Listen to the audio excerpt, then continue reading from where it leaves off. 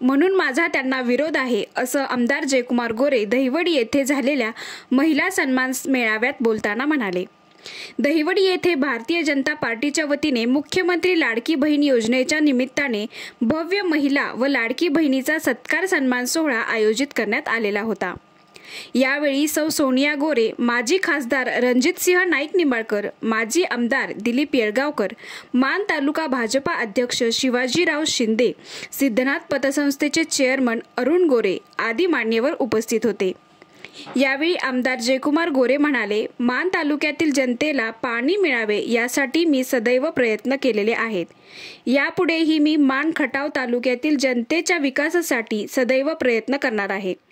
मान तालुक्यात पृथ्वीच्या अंतापर्यंत येणारच नाही असे म्हणणाऱ्या श्रीमंत रामराजे नाईक निंबाळकर यांचा अंत होण्यापूर्वी मी दुष्काळी भागात पाणी आणणे हेच माझे स्वप्न आहे। यावेळी सुमारे 20,000 महिला उपस्थित होत्या। उपस्थित महिलांना यावेळी साडी व सौभाग्य वस्तू भेट देऊन सन्मानित केले। यावेळी हजारो महिलांनी आमदार जयकुमार गोरे यांना राखी बांधून आनंदोत्सव साजरा केला।